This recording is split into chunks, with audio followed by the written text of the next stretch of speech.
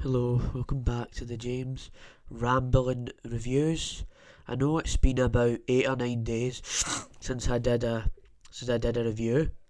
That was because I didn't have anything to review, and also I was just like I took my time with Terminal List, and I'm going to be reviewing the Terminal List. So first of all, the Terminal List is about this guy called James Reece and these Navy SEALs who are in this platoon. They're in this mission about Iraq, or this Iranian guy. They have to get this Iranian guy, or whatever the case may be, and and in this place, all these troops die, and so James Reece sort of like gets a lot of feels kind of sad about that, and he just really doesn't like the fact this happened, and then he comes to find out that they gave these 12 Navy SEALs this drug and stuff like that.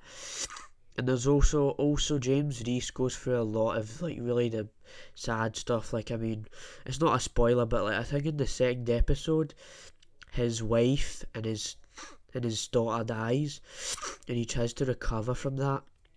So he has to find ways to do it. And he has these people on a list who were associated with this, but there was also his admirals who were associated with this whole thing. So basically, his daughter had this drawn right of her and her family, with that being James Reece, the mother and the daughter, all being happy together, and then he flipped it on the other side, and there was all these names, and he crossed them out because it's his list, his terminal list. That's the point, right? Does that. And every time he kills them and finds them, crosses them out. There's also a journalist in this as well. There's a journalist character called Katie. She's trying to help James Reece, and she helps him through majority of the show, majority of this entire show. She tries to help him. She does a story to just help that James Reece get what he wants, because he's getting revenge on these people who've done him wrong, right? Basically, that's the point. You also have a senator, this Hartley lady. She's also a part of this. Admirals, as I said. Also, there is characters that help him along the way, and this show is on Amazon Prime. It has 8 episodes. It's got 8 episodes, each an hour long, so it's pretty bingeable. So so that's just a rundown of the plot and everything. So my thoughts on the show is very good. The show is very good. Well, I will say though, the ending is very bad.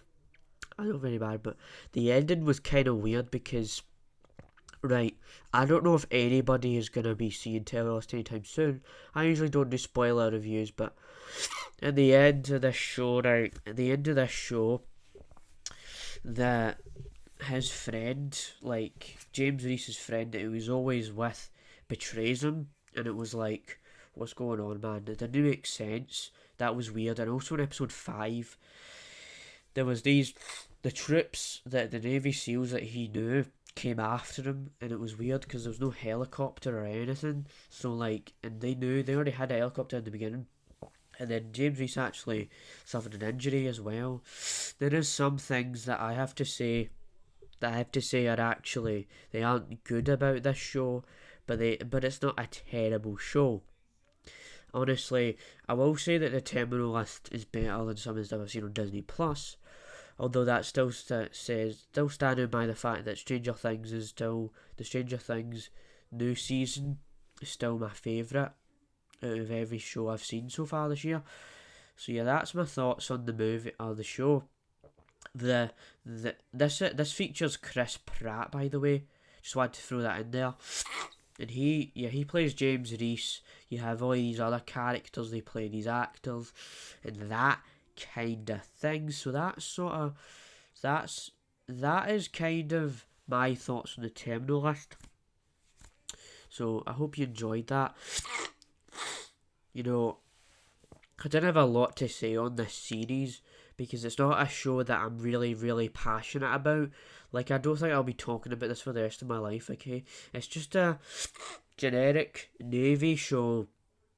Has a lot of masculinity, has a lot of just all that kind of thing, and I must say, right, reviews over, but like if we're talking about reviews, right, people reviewed this, right, and the critics said this was an unhinged right wing fantasy. Now you know me, right? I don't understand why people have to try and want to have their freaking. You know, I've talked about woke stuff before, but they want to try and have their own stuff in something. But it was just weird, right?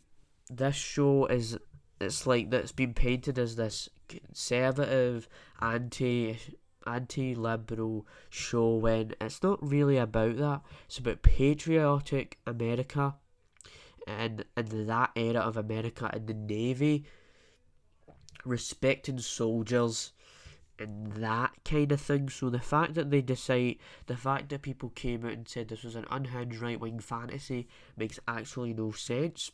And also, forgot to mention this, right? Late to the party. I'm actually late to the party on this one because the terminal list came out in early July, and it's as this episode will be premiering or going out, it will be late July. So you already know that it's been a few weeks since this show came out. So I just wanted to say that.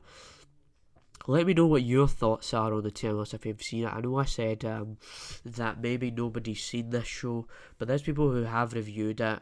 So for the most part, people don't actually hate it, but there's people that have their criticisms. It's got 60% on Rotten Tomatoes, so there's a bit of a divide there. But it isn't bad, but it could have been better. Like the ending with the whole betrayal thing and the senator killing herself as well. That was weird. I don't know. Like the senator seemed alright, and then she turned into this actual person, like idiot kind of thing. So yeah. Bye. Bye. Bye. Goodbye. Hope you enjoyed.